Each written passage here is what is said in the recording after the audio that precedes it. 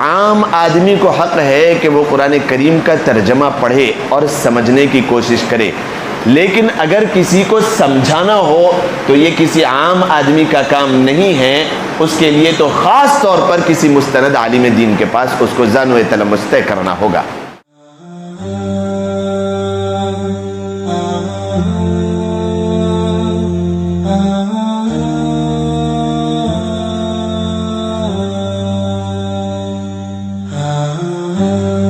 قرآن کریم ارشاد فرماتا ہے، اللہ تبارک و تعالی مومن کی 5 صفات بیان فرماتے ہیں۔ انما المؤمنون، بالیقین کامل طور پر مومنین وہ لوگ ہیں، الذین اذا ذکر اللہ، جب ان کے سامنے اللہ تبارک و تعالی کا ذکر کیا جائے، اللہ تبارک و تعالی کی یاد ان کو آ جائے تو فوری طور پر وجلت قلوبہم، ان کے دلوں پر رعب اور دبدبہ بیٹھ جاتا ہے، اللہ تبارک و تعالی کی خشیت ان کے دلوں پر طاری ہو جاتی ہے، اللہ تبارک و تعالی کی ہیبت ان کے دلوں پر طاری ہو جاتی ہے، اور وہ جس کام کے کرنے کا ارادہ کر رہے ہیں اگر وہ گناہ ہو تو فوراً شخص اس کو چھوڑ دیتا ہے۔ یہ پہلی صفت مومن کی ہے، الذین اذا ذکر اللہ وجلت قلوبہم، سب سے پہلی صفت کہ مومن کا دل کانپ جاتا ہے، مومن کا دل ڈر جاتا ہے، اللہ تبارک و تعالیٰ کی ہیبت اس کے دل میں بیٹھ جاتی ہے، اللہ تبارک و تعالیٰ کا رعب اور اس کی ہیئت اور اس کا دبدبہ ایسا دل پہ بیٹھتا ہے کہ انسان مومن کبھی تنہائی میں ہوتا ہے، تنہائی اسے ملتی ہے، وہ کبھی گناہ کرنے کا ارادہ کرتا ہے، گناہ کی طرف بڑھتا ہے، اب جب اس کے دل میں اللہ تبارک و تعالیٰ کی یاد آ جائے، اللہ تبارک و تعالیٰ کی کیفیت اس کے دل میں آ جائے تو فوراً اس گناہ سے انسان دور ہو جائے، مومن اس کو چھوڑ دے اور اس کے دل پر ایک ہیبت طاری ہو جائے، اس کو کہا جاتا ہے خشیت۔ قرآن کریم بیان فرما رہا ہے کہ مومن جو کامل طور پر مومن ہے، اس کی پہلی صفت یہ ہے کہ اللہ تبارک و تعالیٰ کی یاد کی وجہ سے تنہائی میں اس سے سرزد ہونے والے گناہ کے وقت وہ فوراً چھوٹ جائے، وہ اس کو ترک کر دیتا ہے۔ ہیبت، خشیت، خوف، ڈر کئی قسم ہے اس کے۔ ایک تو وہ ہے جو انسان کسی جانور کو دیکھ کر ہیبت طاری ہو جاتی ہے، ڈر جاتا ہے۔ قرآن کریم نے اس کی مثال بیان فرمائی، موسیٰ علیہ السلام کی نبوت ہے، آپ کا دور ہے، اللہ تبارک و تعالیٰ نے فرمایا موسیٰ وَأَلْقَى عَصَاهُ، لکڑی ڈالو، وہ ڈالتے ہی وہ اژدہا بن گیا، اتنا بڑا، اتنا لمبا چوڑا کہ موسیٰ علیہ السلام دیکھتے ہی رفو چکر ہو گئے، بھاگنے پر مجبور ہو گئے۔ اللہ تبارک و تعالیٰ آواز دے رہے ہیں، موسیٰ رک جاؤ، ٹھہر جاؤ، نہیں اللہ رکنے کا تو کوئی موقع ہی نہیں ہے، سانپ اتنا بڑا مجھے کھا جائے گا، بھاگ۔ ارے موسیٰ رک جاؤ، نہیں نہیں نہیں نہیں، رکنے کا نہیں ہے، یہ کھا جائے گا اتنا بڑا سانپ، نہیں رکو، میں اللہ ہوں تمہارا، میں نے تمہیں نبوت عطا کی ہے، اس کو پکڑ لو، یہ اپنی پرانی کیفیت پہ آ جائے گا، یہ عصا بن جائے گا۔ تو موسیٰ علیہ السلام ڈرتے کانپتے رکے، رکنے کے بعد کہا، موسیٰ علیہ السلام کو اللہ کا حکم تھا کہ اس کو پکڑو، تو دم کی طرف جا رہے ہیں، پیچھے سے پکڑ لو، لکڑی بن جائے تو اب کیا ڈرنا ہے۔ اللہ تبارک و تعالیٰ نے حکم صادر فرمایا، نہیں اس کے منہ میں ہاتھ ڈال کے پکڑو، اس کا منہ پکڑو تو پھر وہ اصلی حالت پہ آئے گا۔ ڈر بھی نکالنا تھا، موسیٰ علیہ السلام نے اس کو پکڑا اور وہ فوراً عصا بن گیا، عصا بن گیا، پہلی حالت پہ آ گیا۔ یہ ایک معجزہ ہے۔ دوسرا معجزہ بھی اللہ تبارک و تعالیٰ نے دیا۔ یہ واقعہ سنانے کا مقصد یہ ہے کہ جیسے ہی موسیٰ علیہ السلام نے سانپ کو دیکھا، اژدہے کو دیکھا، بھاگ نکلے، دل کی کیفیت بدل گئی، ڈر شروع ہو گیا، لرزہ شروع ہو گیا، بھاگنے پر مجبور ہو گئے۔ یہ جو کیفیت ہے کسی زہریلے جانور کو دیکھ کر یا پھر اچانک اپنے سامنے کسی چیتا، ببر، شیر کو دیکھ کر جو کیفیت پیدا ہوتی ہے وہ اس کو کہا جاتا ہے خوف۔ اس کو کہا جاتا ہے خوف، فطری ڈر۔ یہ ڈر یہاں پر مقصود نہیں ہے۔ مومن کی جو صفات بتائی جا رہی ہے ان میں ایک ڈر ہوتا ہے کہ شاگرد استاد سے ڈر رہا ہے عظمت کی وجہ سے، ایک اولاد اپنے باپ سے ڈر رہی ہے عظمت کی وجہ سے۔ یہ جو عظمت والا لفظ ہے اس کو کہا جاتا ہے خشیت۔ قرآن کریم فرماتا ہے قد افلح المؤمنون الذین هم فی صلاتهم خاشعون۔ اللہ تبارک و تعالیٰ کے مقام، اللہ تبارک و تعالیٰ کی ہستی اور اس کی شان کے مطابق اس کی عظمت کو اپنے ذہن میں رکھ کر دل کو اللہ تبارک و تعالیٰ کے سامنے پانی پانی کر دینا، اور اس رعب اور دبدبے کی وجہ سے اللہ کی ہستی اور اللہ تبارک و تعالیٰ کی شان کی وجہ سے اس کے دل کی کیفیت بدل جائے اور وہ فوراً تنہائی میں جو گناہ کر رہا تھا اس کو چھوڑ دے، اس سے دور ہو جائے۔ یہ پہلی صفت مومنین کی بتائی جا رہی ہے، انما المؤمنون اذا ذکر اللہ وجلت قلوبہم۔ یہ ضروری ہے کامل طور پر مسلمان بننے کے لیے، کامل طور پر مومن بننے کے لیے کہ اس کا دل کانپ جائے۔ یہ خشیت ہے، یہ خشیت مومن کے دل میں پیدا ہو جائے۔ پہلی صفت کامل طور پر آ گئی انسان کے اندر وہ 5 صفات جو قرآن کریم نے مومن کے کامل ہونے کے لیے ارشاد فرمائی۔ پہلی صفت قرآن کریم دوسری صفت کے ارشاد فرماتا ہے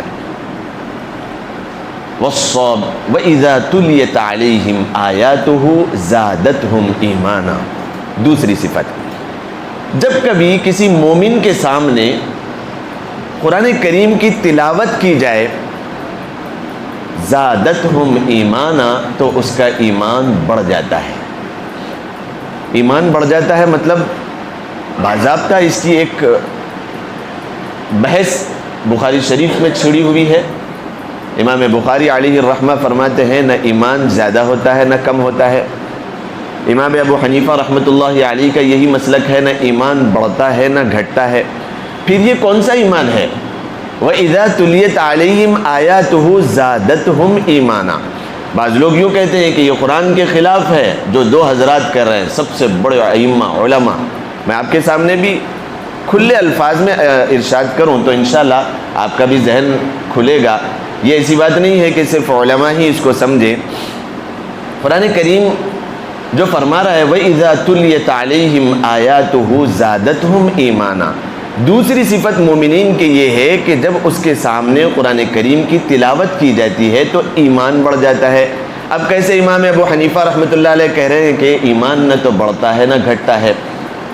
امام ابو حنیفہ رحمۃ اللہ علیہ کا مسلک یہ ہے کہ ایمان جن صفات پر اور جن تعلیمات پر ایمان لانا ہے، جیسا اللہ کی ذات پر، فرشتوں پر، جنت پر، جہنم پر، یوم آخرت پر، خضر و خزاں پر، اور جو بھی چیزیں اللہ تبارک و تعالیٰ نے اپنی معرفت کے حاصل کرنے کے لیے بنائی ہے، قرآن پر، نماز پر، اس اللہ کے رسول پر، یہ ساری کی ساری چیزیں متعین ہے، ان پر ایمان لانا ضروری ہے۔ اب یہ نہ تو کم ہونے والی ہے اور نہ یہ بڑھنے والی ہے۔ ہو گیا الیوم اکملت لکم دینکم واتممت علیکم نعمتی ورضیت لکم الاسلام دینا۔ اللہ تبارک و تعالیٰ نے جس اسلام کو بھیجا ہے اس کا ایک دن متعین تھا، وہ تکمیل ہو چکا، اور اللہ اسی پر راضی ہونے والا ہے اس کے حاصل کرنے پر۔ اب وہ چیزیں بڑھنے والی نہیں تو ایمان کیسے بڑھے گا؟ ہاں یہ بات الگ ہے کہ جس آدمی کے پاس جتنا علم ہوگا اس کا اتنا زیادہ ایمان ہوگا، جس کے پاس جتنا علم کم ہوگا اس کا ایمان بھی اتنا ہی کم ہوگا۔ قرآن کریم کی آیت کے سننے پر بعض لوگوں کو دیکھا گیا نرم دل ہوتے ہیں، نماز میں رو رہے ہیں۔ بعض لوگوں کو دیکھا گیا قرآن کریم کی تلاوت ہو رہی ہے، پیچھے جھوم رہے ہیں، کیفیت بن رہی ہے رونے کی، آنسو بہ رہے ہیں۔ یہ کیا ہے؟ ان کا دل نرم ہے، انہیں ترجمہ کچھ سمجھ میں آ رہا ہے، اور ان کا دل خشیت کی وجہ سے آنسو بہ رہے ہیں۔ یہ ہے کیفیت، یہ کیفیت میں اضافہ ہو گیا۔ کوئی بیان سنے، دل میں اللہ تبارک و تعالیٰ کی ہیبت اور اللہ تبارک و تعالیٰ کی وقعت اور بڑھ گئی، ایمان کی کیفیت میں اضافہ ہو گیا، ایمان نہیں بڑھا، ایمان کی کیفیت بڑھ گئی۔ ایمان کی کیفیت بڑھتی بھی ہے اور گناہوں کی کثرت کی وجہ سے گھٹتی بھی ہے۔ انسان کا دل جب نرم ہوتا ہے اس کے اوپر زراعت اتنی بہترین ہوتی ہے کہ اللہ تبارک و تعالیٰ کی یاد میں جب کوئی محفل سجتی ہے، کوئی بیان ہوتا ہے، کوئی قرآن کریم کی تلاوت کی جاتی ہے، اس پر اثر ہوتا ہے، وہ نمودار ہوتا ہے اس کا دل، اور وہ خشیت کی وجہ سے آنسو اس کے چھلک پڑتے ہیں۔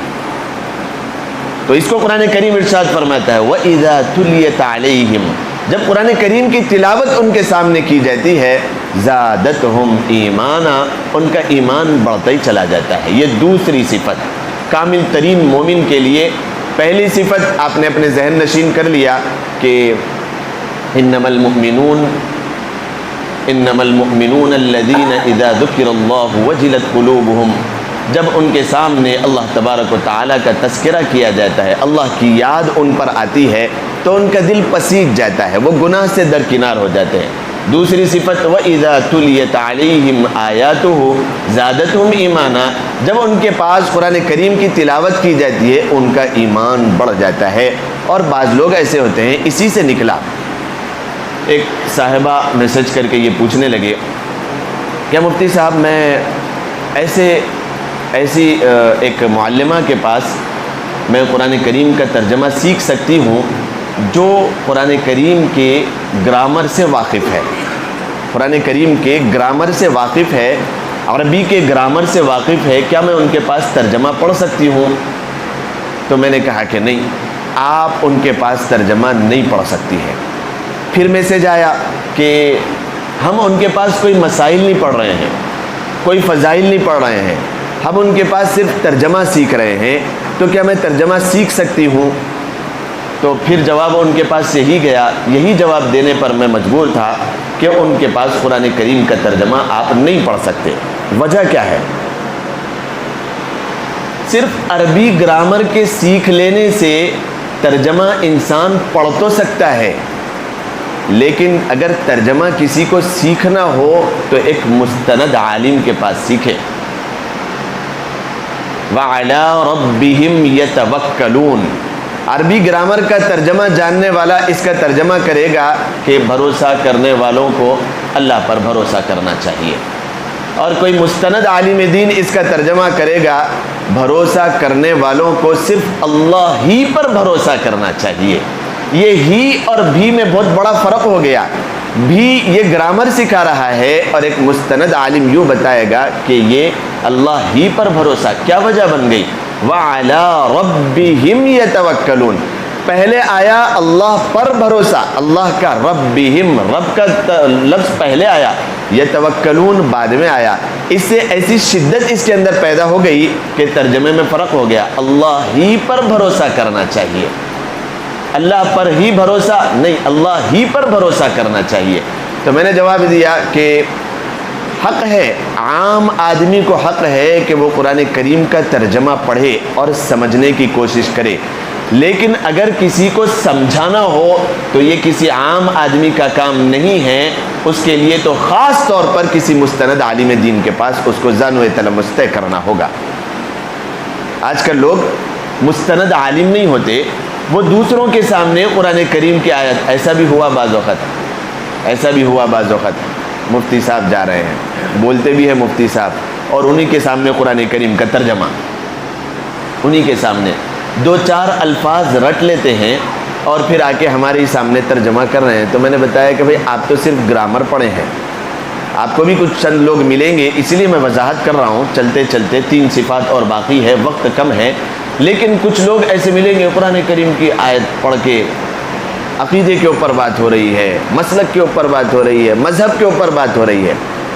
عام آدمی کا حق یہ ہے جو مستند عالم دین نہیں ہے، عام آدمی کا یہ حق ہے کہ وہ قرآن کریم کی تفسیر کی کتاب کو اٹھائے، پڑھے ضرور، سمجھنے کی کوشش ضرور کریں، لیکن کسی کو پڑھانا ہو، سمجھانا ہو تو یہ عام آدمی کا حق نہیں ہے۔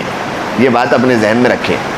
کسی عام آدمی سے نہ سمجھنے کی کوشش کریں اور نہ ہی سمجھانے کی کوشش کریں، پڑھیں ضرور قرآن کا ترجمہ پڑھیں، یہاں پر رکھی ہوئی ہے بہت ساری تفاسیر۔ میں نے کئی لوگوں کو بتایا کہ ہم خرچ کرنا چاہتے ہیں، کہاں پر کریں؟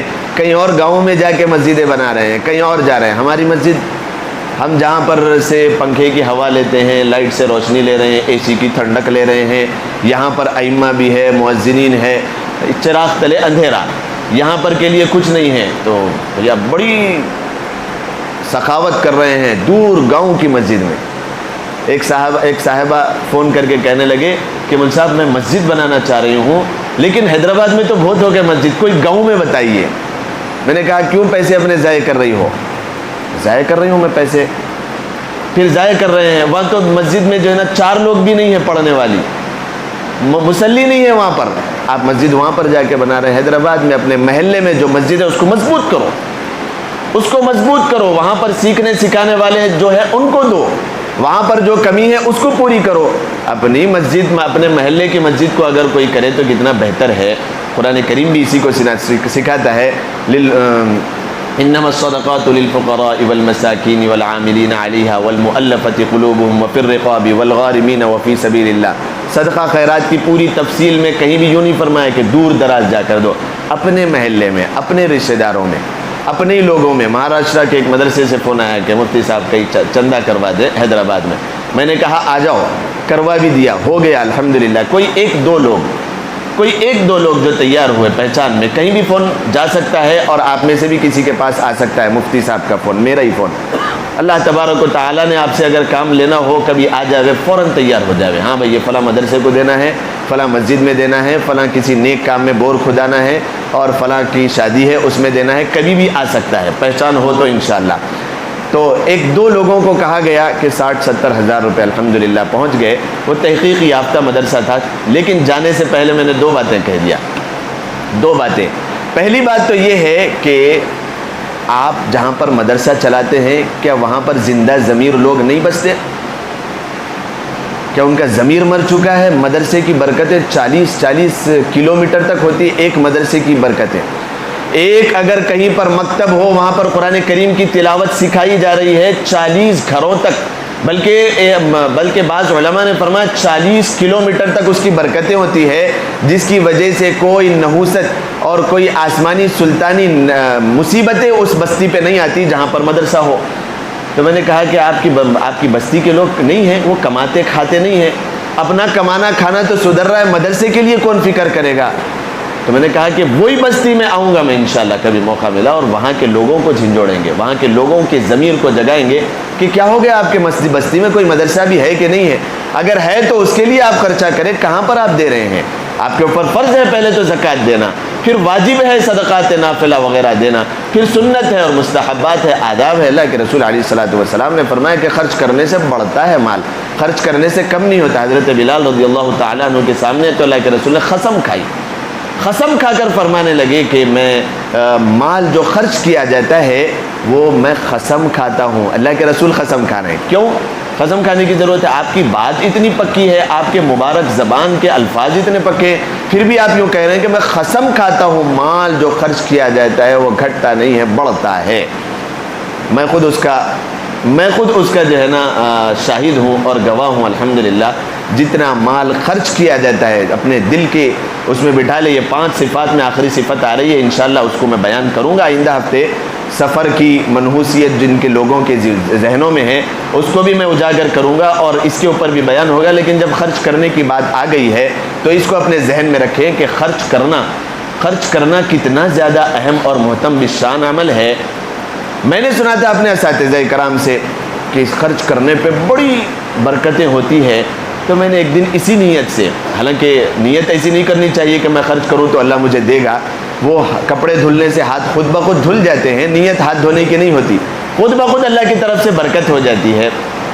تو 1000 روپے اپنے شاگردوں میں نے دے دیا، اور اسی نیت سے کہ انشاءاللہ اللہ تبارک و تعالیٰ 10 گنا دیتا ہے۔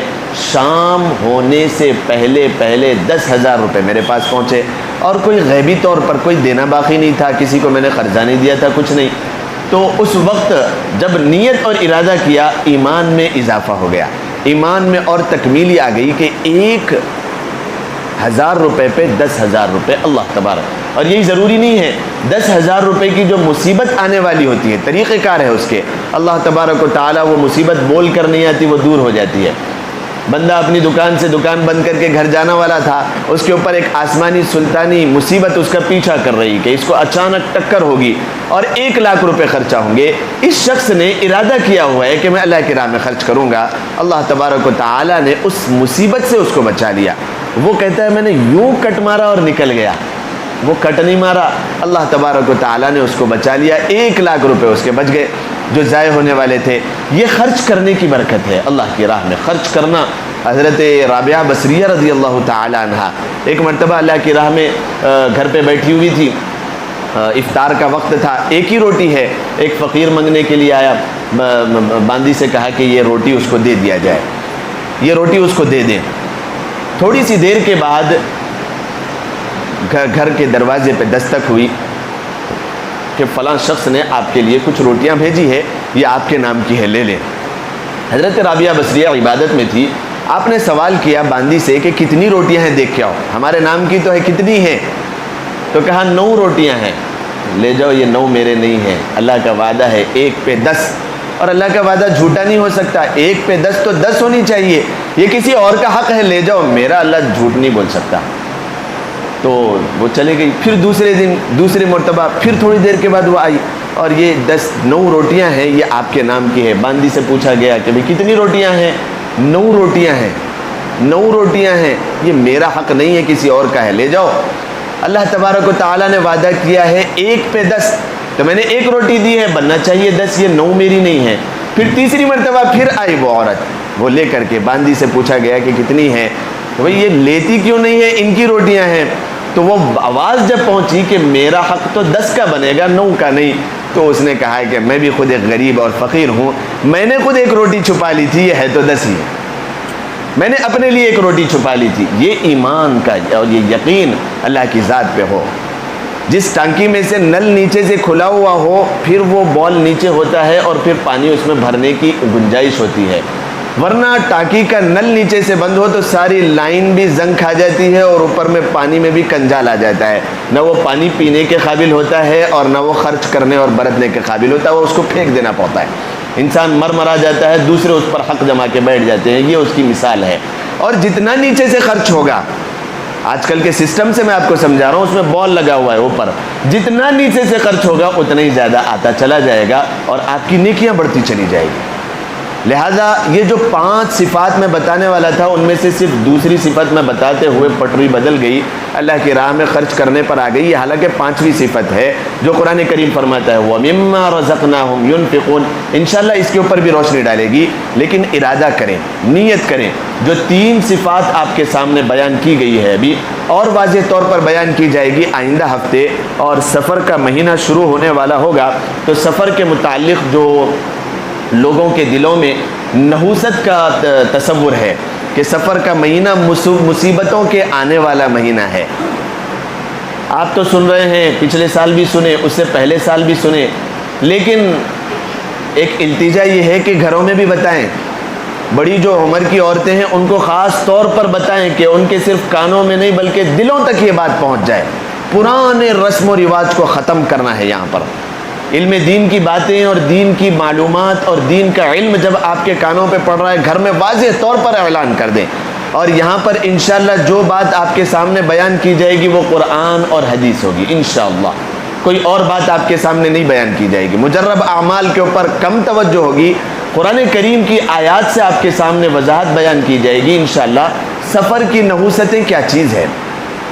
سفر کے مہینے میں آسمان سے مصیبتیں نازل ہوتی ہے، گھر میں سن لیجیے آپ، ہے کیا کہیں پر ذہن کے کونے میں؟ تو وہ کہے گی کہ ہاں ہے، بڑوں سے سنا ہے، وہ مصیبتیں نازل ہوتی ہے گھر میں۔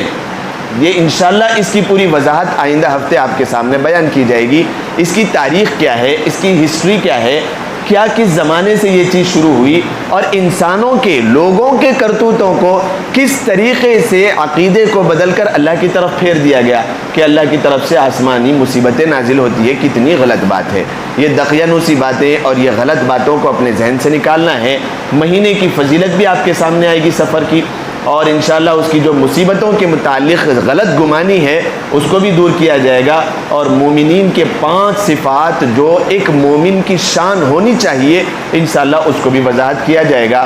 اللہ تبارک و تعالی ہم سب کو اپنے ایمان کی قدردانی کرنے کی توفیق مرحمت فرمائے، اور جو صفات قرآن کریم نے 5 صفات بیان کیے ہیں اللہ تبارک و تعالی ان 5 صفات کو مکمل طور پر اپنے اندر پیدا کر کے اللہ کی رضا حاصل کرنے کی اور اللہ تبارک و تعالی کے وعدوں کو حاصل کرنے کی توفیق مرحمت فرمائے۔